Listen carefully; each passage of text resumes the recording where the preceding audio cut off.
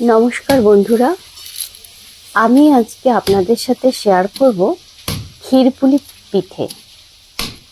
দেখুন, তার জন্য আমার শ্বশুরমশাই নারকেল কেটে দিচ্ছে। এই কাজটা আমার দ্বারা একেবারেই হয় না। সঙ্গে থাকুন বন্ধুরা।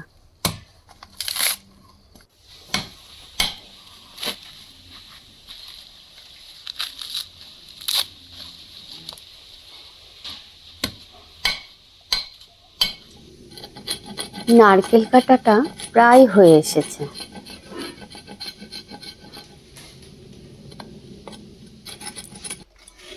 এবার দেখুন, নারকেলটাকে ফাটিয়ে কুড়োনো হচ্ছে। এখানে আমি একটা গোটা নারকেলই ব্যবহার করব। এইভাবে নারকেলটা আগে কুড়িয়ে নিতে হবে।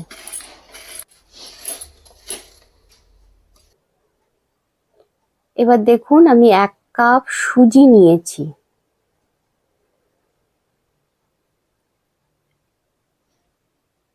এবারে নিচ্ছি 1 কাপ চাল গুঁড়ো।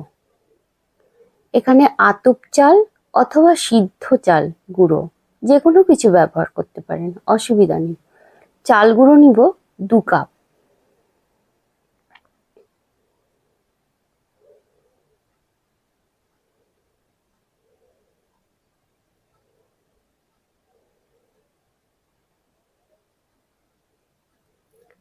তাহলে মনে রাখবেন বন্ধুরা, 1 কাপ সুজি ও 2 কাপ চাল গুঁড়ো।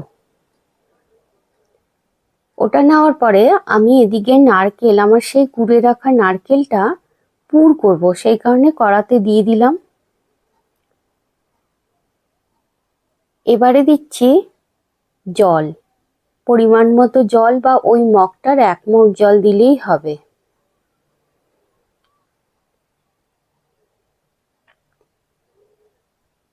ভালো করে একটু ঘেটে নিলাম।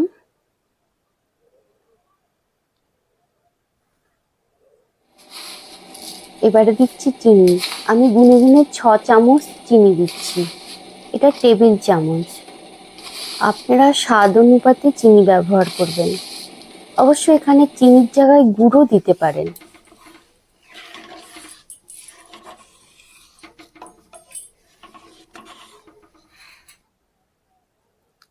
এইবার ওই গুঁড়োটার সাথে একটু নুন মিক্সড করলাম। তারপর দিচ্ছি 1 চামচ চিনি। পরিমাণে আপনারা একটু বাড়াতেও পারেন চিনিটা। এবার আমুল গুঁড়ো দুধ দিচ্ছি। দেখুন, আমুল গুঁড়ো দুধ দেবো আমি এখানে 3 চামচ। আপনারা চাইলে এটা একটু বাড়াতেও পারেন। এদিকে আমার নারকেলটা বেশ ফুটে উঠেছে, তবে এটা বারবার করে নেড়ে দিতে হবে। এবার আমার গরম করা জল ভালো করে ফুটন্ত করতে হবে জলটা, সেটা দিয়ে এই লেচিটা আমি মাখবো। যেহেতু গরম, তাই আমি হাতা ব্যবহার করছি।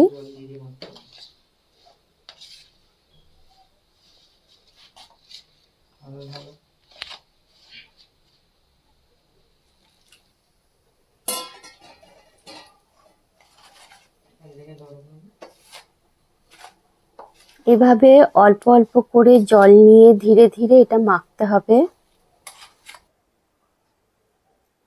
এদিকে আমার নারকেলটা বেশ ফুটে উঠেছে।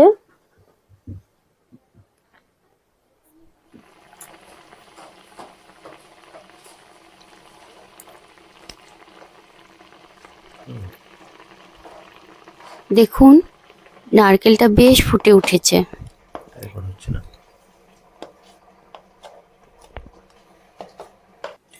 এবার আমি ভালো করে মেখে গুঁড়োটা ঢেকে দিলাম। কিছুক্ষণ পর্যন্ত ওটা ঢাকা থাকবে। আর এদিকে আমার নারকেলের পুরটাও ঢেকে দিলাম। দেখুন, একটু নরম নরম মতো হয়েছে। আমুল দুধ ও সুজি দিলে পরে লেচিটা একটু নরম মতোই হয়, তাতে ভয় পাবেন না। এটা বেশ ঝরঝরে হয়ে গেছে, দেখতে পাচ্ছেন আপনারা। এই পুরটা হয়ে এসেছে প্রায়। আর একটু শুকনো শুকনো মতো করে নিব। এই সময়টা বারবার নেড়ে দিতে হবে, নইলে কড়াতে লেগে ধরবে। এদিকটা লক্ষ্য রাখবেন, দরকার হলে আঁচটা একটু কমিয়ে দিবেন তখন। দেখুন আমরা দুজনে বসে গেছি এই পুলি পিঠিটা তৈরি করতে। আমি এবং আমার শাশুড়ি মা দুজনে মিলেই তৈরি করব। সঙ্গে থাকুন এবং দেখতে থাকুন।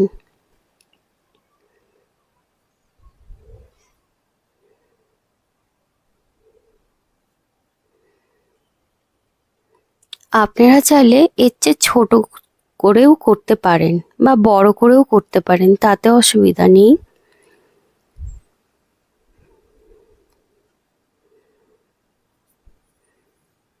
আমি একরকম ডিজাইন দিয়ে করছি, আমার শাশুড়ি মা আরেক রকমভাবে করছে।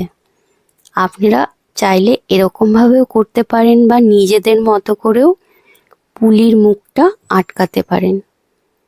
এখানে পুর নিতে হবে পরিমাণ মতো, খুব বেশি পুর নিলে পুলির মুখটা আটকানো যাবে না, তাই একটু কমই নেবেন। ফাঁকা রেখে এটা ভালো করে এঁটে দিবেন, নইলে পরে দুধের সাথে সেদ্ধ করতে ফেটে যায়।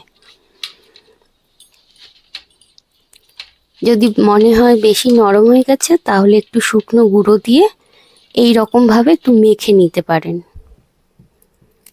এখানে আমি ব্যবহার করছি আমুল দুধ, আপনারা চাইলে গরুর দুধও ব্যবহার করতে পারবেন। এখানে 3 পোয়া মতো দুধ দিয়েছি। তেজপাতা দিলাম দুটো এলাচ। এবার দুধটা ভালো করে নেড়ে নিব এবং যখন ফুটতে শুরু করবে তখন বানিয়ে রাখা পুলিগুলো একটা একটা করে ছেড়ে দিব।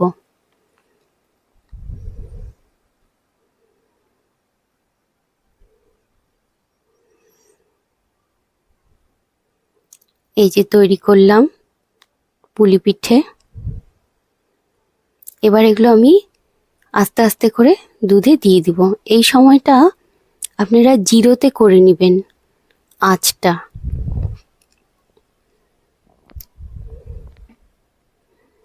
আস্তে আস্তে করে দিবেন এই কারণে, নইলে ভেঙে যাবে, ফেটে যাবে, সেই কারণে আস্তে আস্তে করে দিয়ে দিবেন। তারপর অবশ্য আঁচটা বাড়িয়ে দিবেন। দেখুন এভাবে ফুটতে থাকবে, কিন্তু আস্তে আস্তে করে একটু নাড়তে হবে, নইলে কড়ার তলে বসে যেতে পারে। তাই ধীরে ধীরে একবার দুবার করে আস্তে আস্তে নেড়েও নিতে হবে।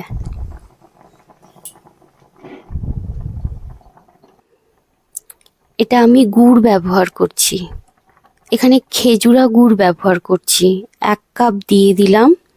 যেহেতু মিষ্টিটা একটু এই বাড়ির লোক বেশি খায়, তাই আমি 2 কাপ মতো দিয়ে দিচ্ছি। আপনারা চাইলে গুড়ের বদলে চিনি ব্যবহার করতে পারেন এবং স্বাদ মতো মিষ্টিটা দিবেন। দেখুন আমার পিঠেটা প্রায় হয়ে গেছে। আমি ভেঙে দেখাচ্ছি কতটা নরম হয়েছে, সফট হয়েছে, দেখে নিন।